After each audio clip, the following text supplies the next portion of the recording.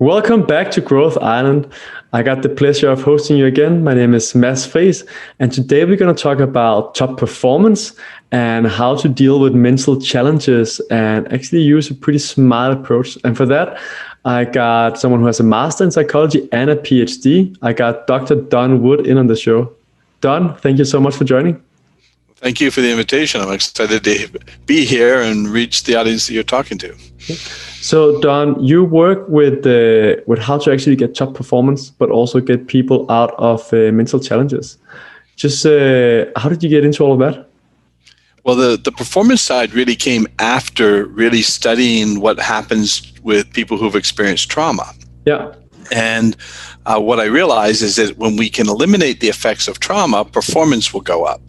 So I work with a lot of CEOs, executives, athletes who want to perform at a higher level. We just need to find out what's interfering with them reaching that next gear or level. Yeah. But it really started because of my childhood. I grew up in this beautiful, idyllic, peaceful, loving home. So my nervous system was always regulated. I've been healthy my entire life. I never had any trauma. I played hockey. I'm originally from Canada. I played hockey, so I wasn't going to get bullied or picked on. You know, I could defend myself. And so I just sort of skated through life, really, thinking that everybody was living my life. I thought everybody had my parents. And it wasn't until I met my wife when I was 18, I met her, and I discovered very quickly that she was not living in the world that I grew up in. She had a very traumatic childhood with a father that was very dysfunctional, and she was living in fear. And so she was constantly living in fear. And I had a chance to play professional hockey in Sweden. So Fantastic. I was to come over there when I was 19. So we got married very young, and I thought, okay, she's going to be out of that house, living in a home that I grew up in, and everything would just settle down for her. But it didn't. She was still living in fear. And it wasn't making any sense to me because I thought, I'm speaking calmly. She's living in the world I'm living in. Why is it continuing to activate for her?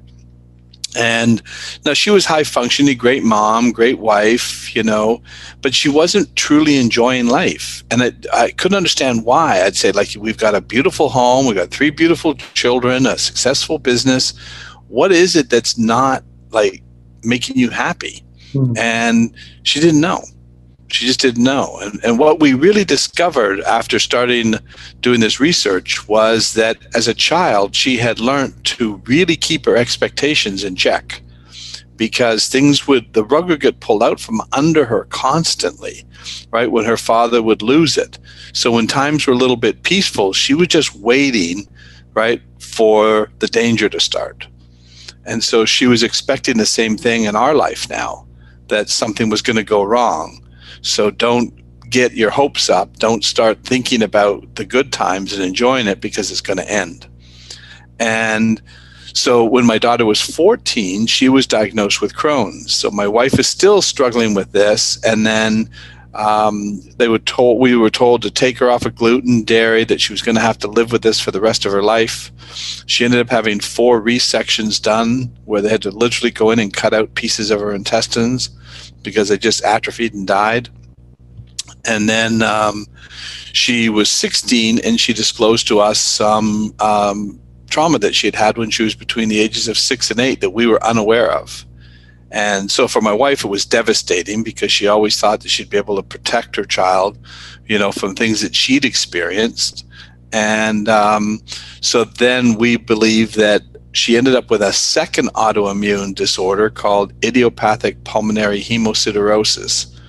And what that is basically it's a lung issue where the lungs just start to bleed. So the iron in the blood then just creates the lungs to bleed out. So only 1 in 1.2 million people get that disorder. And so for 1 out of every 4 of them, it's a death sentence. They will die within 5 years. And the rest of the people will just have to live with it. No cure for it. Don't even know what causes it. And that was when my wife said to me, she says, you need to figure this out. You need to, she done all kinds of research, couldn't come up with any answers. The only answers she could come up with was you need to live and manage and cope with it. and that my daughter would eventually end up with a colostomy bag. And so I went back on my PhD and started studying again. And what I discovered was that when we have this unresolved trauma, it actually creates inflammation in the body. The inflammation compromises our immune system and our neurotransmitters. So people are getting sicker because their immune system's compromised, and they're feeling bad because their neurotransmitters are compromised. And there's no answers except really medication or teaching you techniques to live and manage and cope with it. Wow. Is he out of Crohn's disease now? Yes, hasn't had a Crohn's flare-up since going through our program, and hasn't had any of the pulmonary issues as well. And that I believe that was a direct result of the trauma. And trauma creates a very unique problem for humans, not for animals, more for humans, because of the way our brains work. We have a very unique system in the way, similar to an animal mind, but different from an animal mind. Animals are 100% present all the time. So everything for an animal is happening now. Animals are in the moment, dealing with whatever is happening. Animals have an associative memory, which means that they learn through repetition and association, but they don't store details about events and experiences. So they know you are the person that feeds them. They know that they're safe with you, but they don't know the details of it. They just know what they know. Humans have that memory system, but we also have a second memory system, which is the ability to store billions and billions of bits of information. So everything you've ever seen, heard, touched, or smelt in your lifetime has been recorded and stored in this memory system.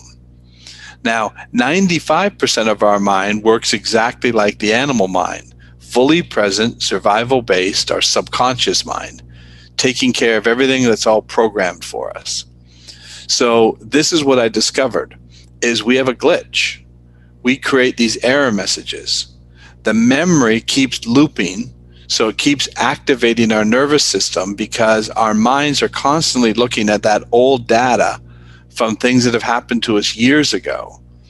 But because it's fully present and in the moment, it actually is confusing the memory with the event. So it's creating a response to what it thinks is something that's happening now. And it's just information about something that happened 5 or 10 years ago. And how do we react to that then? So I'm sorry, what was that? How do we do something about that then?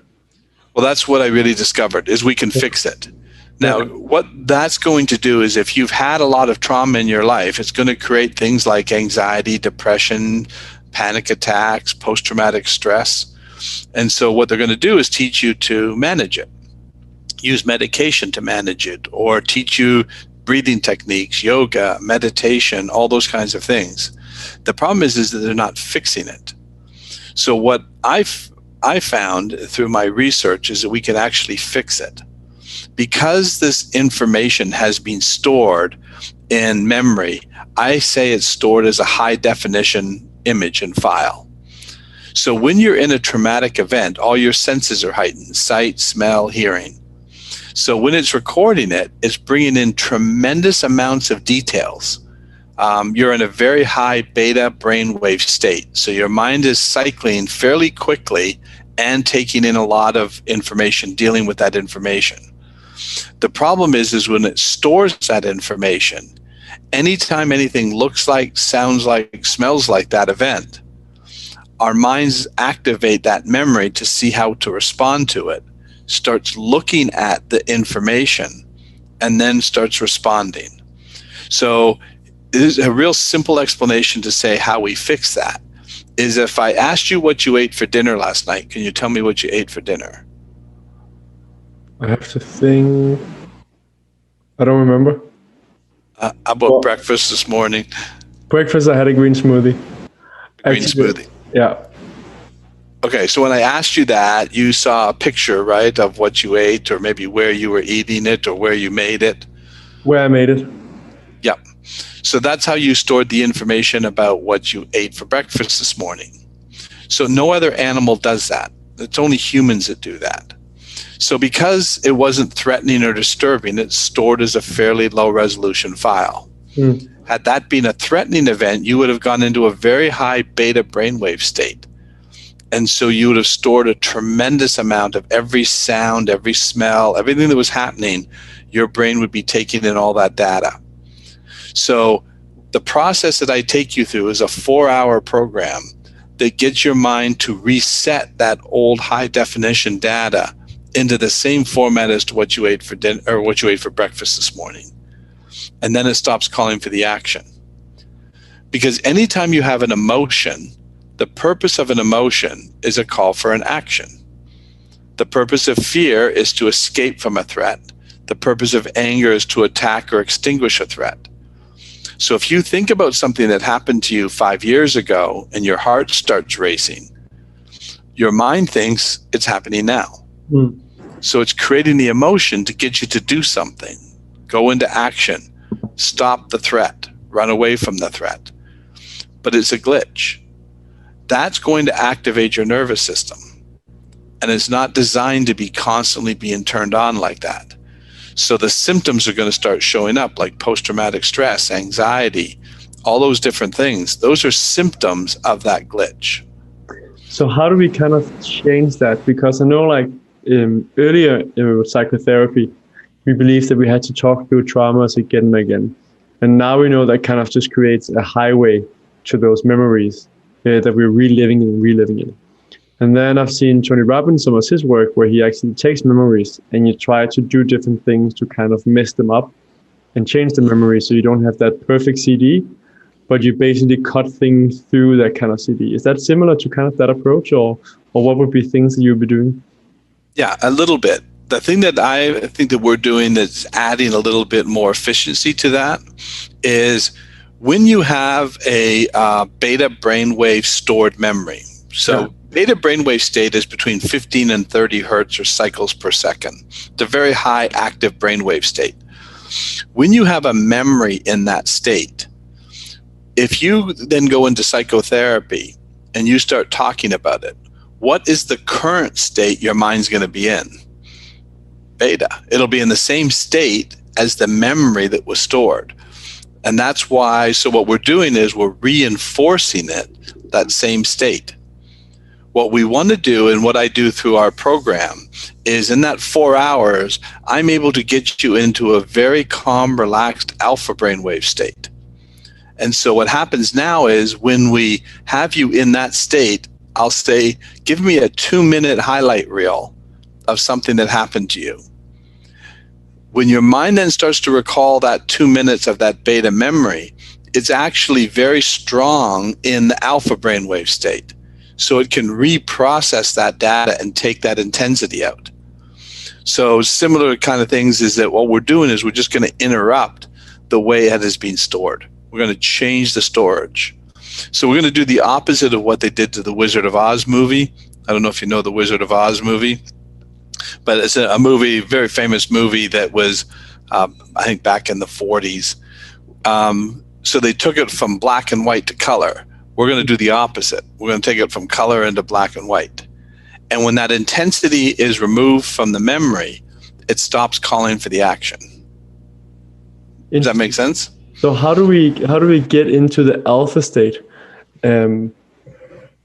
It's basically what I do through the 4-hour program. I find, and this is why I do the 4 hours, I find it takes about 2 hours to get into the optimal restorative mindset.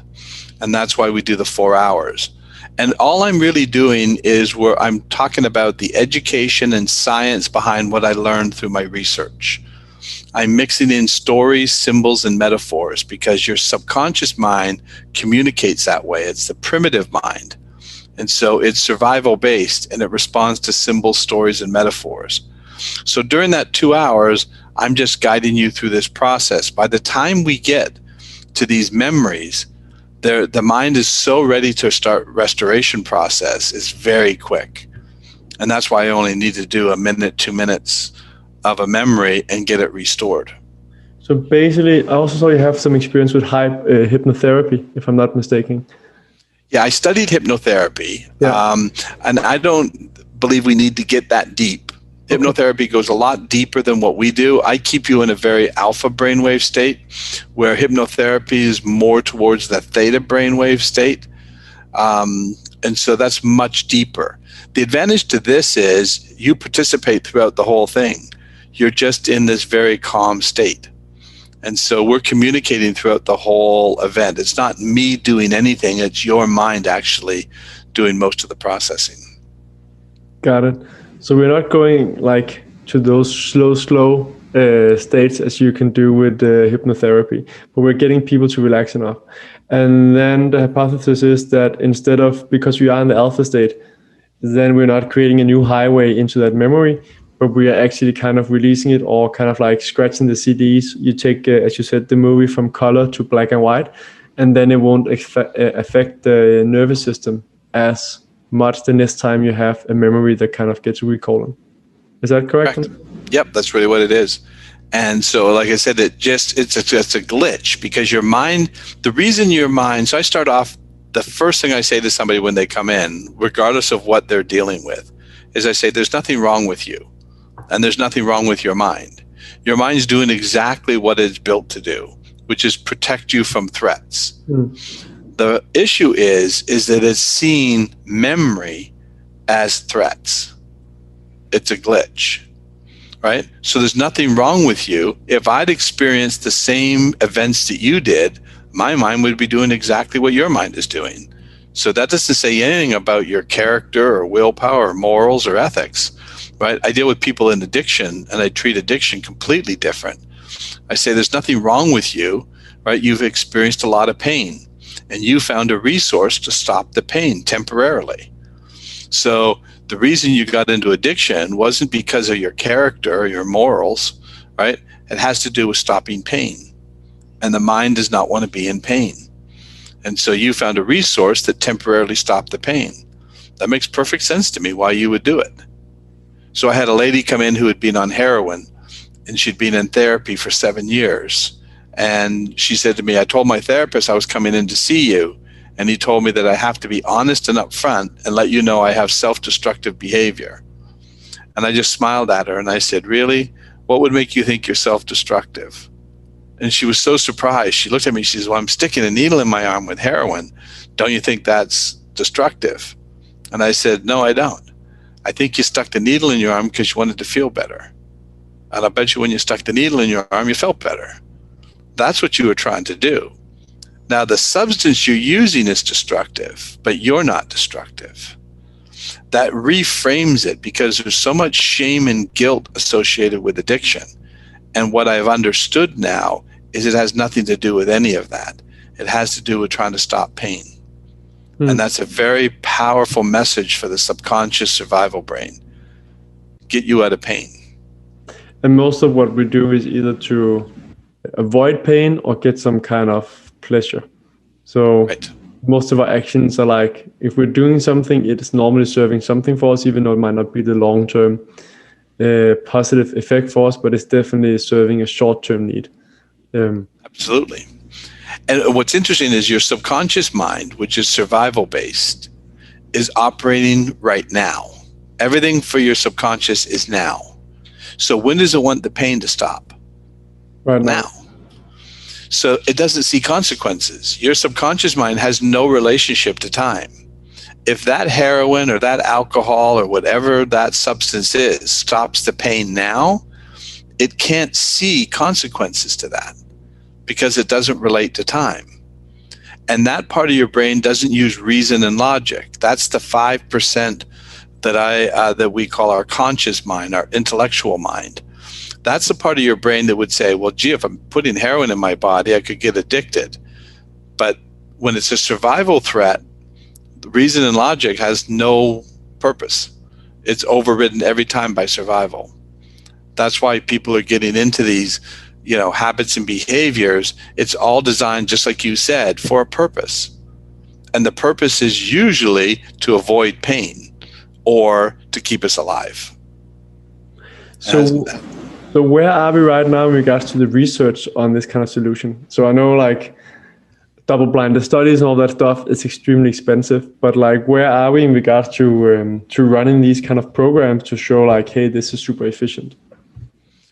We're doing a study right now where we're going to be doing brain mapping to show the changes in the brain activity, the pre and post. I've got a lot of data, from people, tremendous amounts of testimonials from people that are showing that it's working, and we're seeing changes in the way they're performing. So I've worked with athletes. I worked with a guy, Marco Cicchetto. Marco is a double amputee. He lost both his legs to frostbite from a suicide attempt. And he was a marathon runner from Kenya. And so now he had to learn to walk again, and then he started to try to run. So they built him some special blades that he could run marathons in. And when he came to see me, he had sort of plateaued in his training. They said he wasn't running any faster, even though he was training harder. They really believed now it was coming from his mind. So Marco came in to see me. This was in February of 2019. And I took him through the 4-hour program. 9 days later, he ran in a race and took 15 seconds per mile off his time, which is a huge amount at that level. And then a few weeks later, he ran in the Boston Marathon in 2019 and broke the world record. He's now the world record holder for marathons for an amputee. And then a few months later, he ran in the Chicago Marathon and broke his own world record by another 5 minutes and got signed by Nike. So what I believe is actually happening is that the mitochondria, the ATP and energy in the cell, is also being compromised. So I didn't make Marco a better runner. He always had that ability. What happened was he was able to release more of that energy that was being held back because of the inflammation, because of the trauma that he dealt with. So have we been able to measure the inflammation levels before and after, or we kind of conclude that from like the better results and the less disease, or where are we on that? Yeah, right now we're just having to use what we've got, which is the the testimonials. We have so many testimonials from people who have said what it's done in their life and changed their life. So now we're trying to do the scientific side to say, okay, what can we see in terms of measurements that we could quantify?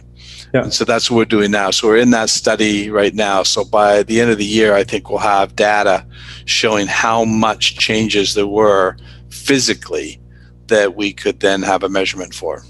Fantastic. So that's going to be a brain mapping. Is it going to be anything else as well, or how? We're also doing cortisol testing. So the idea is to test what cortisol levels, how they've changed. So when people are constantly in this state of stress, their cortisol levels are going to be higher. So we're going to measure a pre and a post of that. So that'll be another tool that we're going to use. So we're going to use the brain mapping, which is showing the changes in the brain activity, and then we're going to show the physical, which is cortisol. Fantastic. It's going to be amazing to get some of those results, but it's expensive to do studies. It is. And then, it took us a long time to get to this point to show the effectiveness of the program. It just works. And when people say to me, well, what if I don't believe it's going to help me? And I said, it doesn't matter. You don't have to believe in science. Science just works. And this is really what it is, understanding how the brain's working and coming up with a way to get the mind to reset. Yeah. So it's just like a giant computer. If every time you hit your M key on your computer shut off.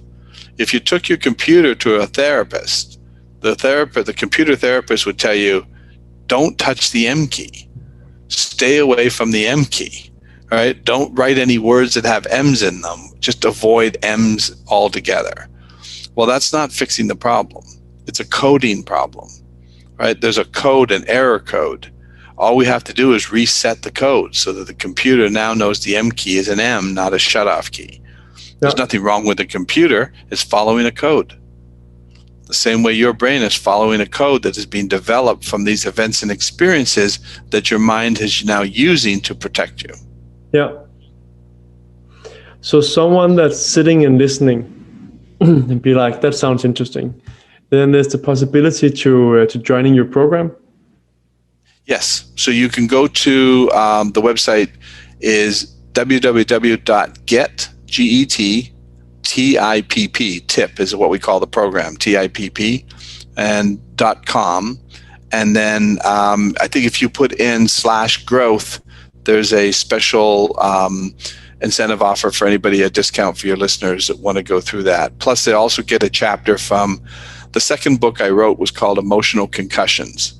And what that's all about is not everybody has these big T traumas, the car accidents, the sexual assaults, things like that. Some people have, it's a teacher that was overly critical, a parent dealing with maybe addiction, right? Those emotional concussions can build up just like the physical concussions can accumulate. So you'll get a chapter of the book to sort of, as if you log in. So you just go there, get a free chapter of the book, or you can also get the discount. Cool. Then it's a 15% discount. What is something discount done if someone is like, I'm broke right now, or I want to learn some more? What are some things that people can do that doesn't cost anything, that actually helps them with performance or the mental game? It's really training the brain to stay present. So one of the reasons why that's difficult to do is if the mind keeps looping through this trauma. So, but the way, and again, this is sort of a management coping tool, all the things that you can start to do, exercising, right, is going to help, right, make you feel better. Meditation, yoga, listening to music, anything you can do to get your brain to calm down, right, is going to be, because that's going to help with your nervous system regulation. If you're in this constant state, there was a study done out of CDC and Kaiser Permanente did a study in 1995 through 97 where they surveyed 17,000 people. And the survey basically showed some like amazing statistics on childhood trauma. And so they called them ACEs. It's an ACEs study. So ACEs stand for Adverse Childhood Experiences. If people had experienced one or more of these ACEs, it had a direct connection to mental and physical health. So anybody who had experienced 4 or more of these ACEs had a 20-year decrease in life expectancy, which is incredible. 7.5 times more likely to become drug or alcohol dependent. 12 times more likely to want to commit suicide. So this study is fascinating, showing the effects of what happens when we have this trauma as children. It affects brain development. It affects obesity. And the more that you've had, which is what my wife was dealing with, she was living in that kind of a house. She developed Hashimoto's, which affected her health. So there's all kinds of repercussions to having this traumatic childhood. And so the idea is to look for and seek some help. Yeah. So like you said, not everybody can afford the program, but we certainly want to make sure that we've got some simple hacks on our site that you can go to that are just simple tools. Those are free. You can go through those. And those kinds of tools are just to try to help you. And what's one of those simple hacks that people can do at home? Well, there's actually 3 of them. If you go on our site, you can actually go through it, and I take you all through it. But basically, that's the idea, is training your brain to stay present and in the moment and calm down. And so it's just a practice. It's kind of a thing. So I walk you all through it.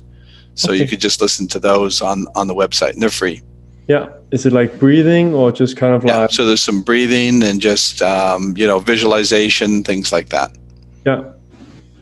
It's amazing as well what visualizations can actually do, and how our brain don't always notice the difference on whether something is happening or whether it's just in our mind. And Hollywood has made trillions of dollars from this. They can convince us when we sit in a theater that something's real on a screen. Yeah. Because your mind can't distinguish between real or imagined. No. So when you do this, actually I have a client that just came through who was having problems with driving. And so when she got on a highway in particular, was creating a panic attack. And so we've given her some tools, but one of the things I also encouraged her to do was to simulate driving on a highway. It's how we train commercial airline pilots and Navy pilots and all that. They go through simulation first so that they can get everything down while they're in that safe environment. Yeah. So if you can go through this simulation in your mind, you're actually building neural pathways to deal with the stress under safe conditions. Yeah. Right? And so it's a great tool. Visualization is a very powerful tool to help you with that. It's magnificent. But that's also where VR and AR are gonna be extremely interesting. And I see like exposure therapy, for example, anxiety, where people are getting these glasses on if they, for example, have anxiety towards dogs and so on, and they get to calm down the nervous system that it learns after enough times that they're actually going to be okay. Right. That's right. Yeah.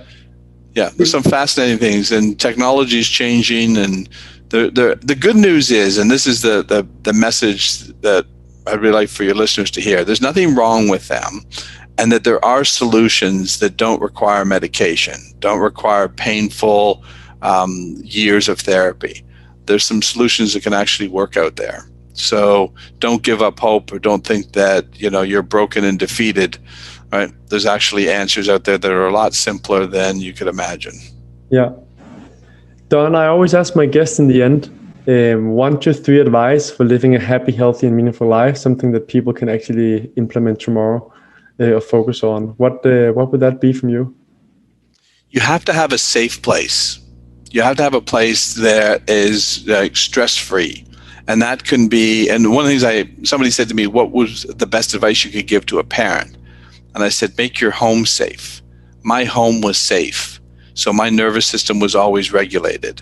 So if you are living in a home that's maybe not possible to do that, find a place that you can get there and just get your system to relax and train it to relax. So find a safe place. Is that one of the reasons, do you think, that people love nature so much if they're at the right spot? Or would that also be less safe space because there can be animals and so on? Because many people also feel really good in nature and feel like the system relaxes, right? Yeah, and the reason that happens is there's something, if you look at something called the Schumann resonance. When we started sending astronauts up into space in the 50s, one of the things that they came back with, talking during their debriefings, were feeling these emotional disturbances. Now, these are doctors and scientists, so they were trying to figure out, why are these guys having these emotional experiences in outer space?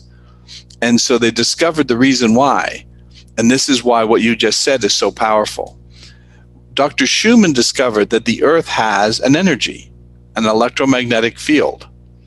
And so he figured out a way to measure it. So what happened is when these astronauts got away from that field, they felt ungrounded. They weren't grounded to the Earth's energy, which dysregulated their nervous system.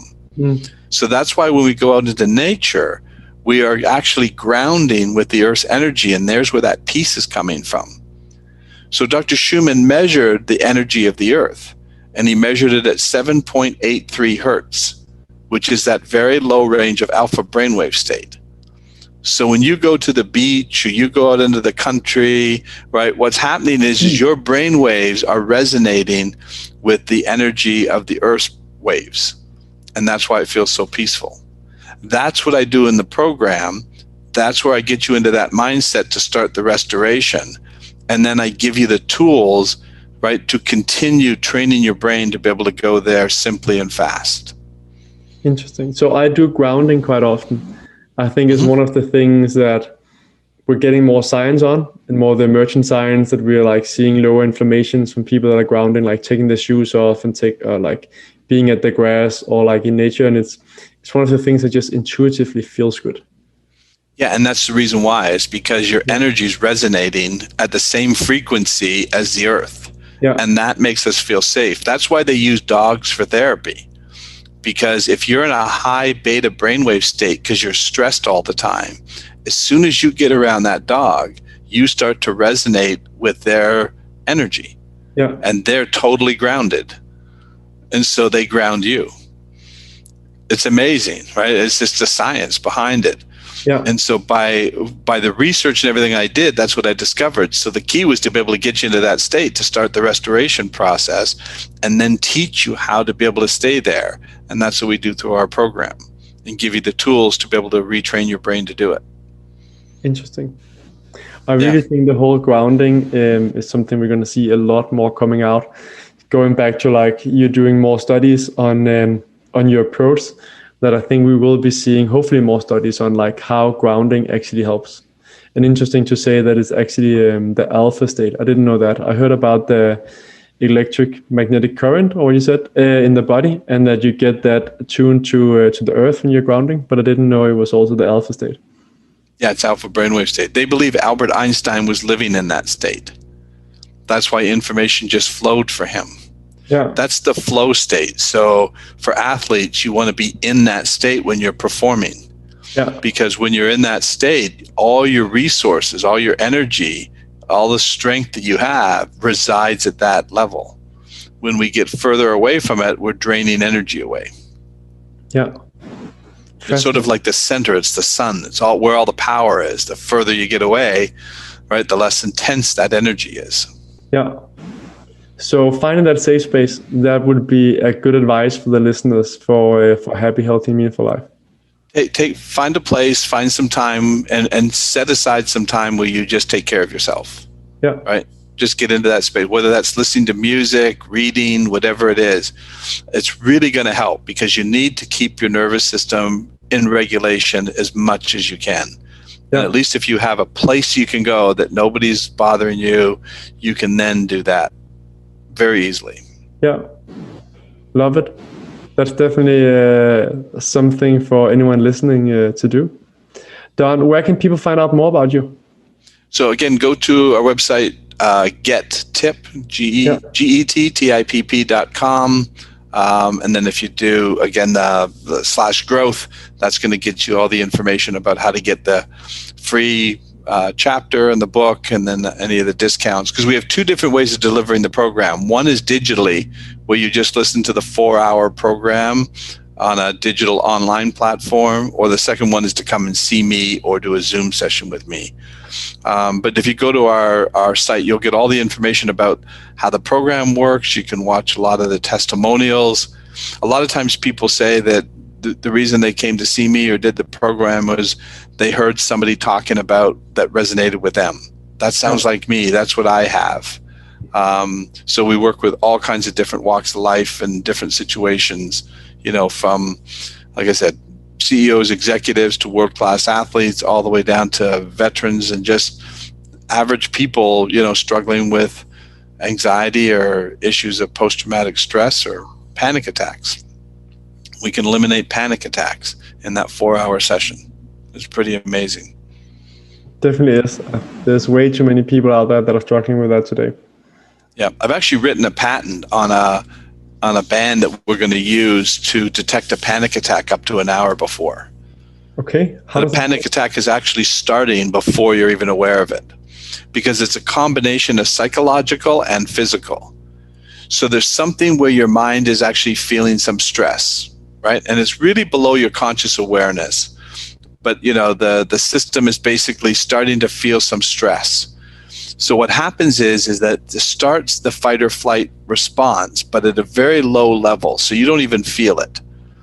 And what happens is that it starts off by increasing the heart rate, which then what that does is it changes the oxygen CO2 levels.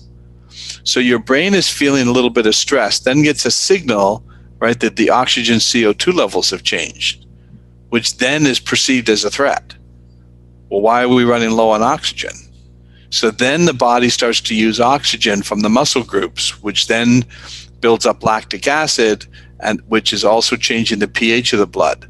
Now another signal is coming from the body to the brain that the pH of the blood has changed. So it's getting these signals from the body that there's something wrong, but there's nothing wrong. And so because it can't find the danger, it hits the panic attack. So it hits the panic button. And then all of a sudden you feel, right, panic, and you didn't even know it was coming. There was a study, so I wrote the patent, and then I found a study out of Southern Methodist University that had 2,000 hours of data on panic attacks from about 2015. They had 13 people experience a panic attack during the study. In all 13 cases, every single person said the panic attack came on instantly. But they had them all hooked up, right, measuring different vital, parameters. And there were a whole bunch of different signs that the body was actually experiencing this stress, even though you weren't aware of it. And so, but it was happening up to an hour before. So the band that I'm proposing to build would detect that that's actually happening. And then the tools that I gave you to shut down the panic attack is what you use. And then it just shuts it off before it starts. That will be interesting. When do you think something like that is going to be out? I'm hoping again by the end of the year. The study is going to help us with that as well. Yeah. But I know it's exactly what's happening. So when I talk to people, even without the band, I'm able to shut off the panic attacks with our program. So again, if you go onto our site, you'll see all these testimonials of people who have experienced panic attacks for years. And just by going through the program, it stops them. But the band will actually, one of the issues that people deal with who have panic attacks is not always just the panic attack, it's the anticipation of the panic attack. And so they're in fear that they're going to have this panic attack in the middle of this presentation or in the middle of a meeting, right? And so then they just shut down. Yeah. So at least the band will be able to say to them, we'll be able to tell you if a panic attack is coming. You got a warning an hour before, so you'll be good, so you don't have to fear it. And you don't have to fear it, and then you just do what we showed you how to do, which is get the mind to calm down its nervous system, and the tools that I give you will shut it down. Well, I look forward to seeing that out there as well. Yeah, we're excited about it. Yeah, let me know when you have it, and I would be happy to try and get it out to some people that can test it and validate it as well. Perfect. That sounds great. Don, thank you so much for your time here in the show. I really enjoyed it. I enjoyed it as well. Very good. And look forward to whenever it airs and hearing what people's responses are.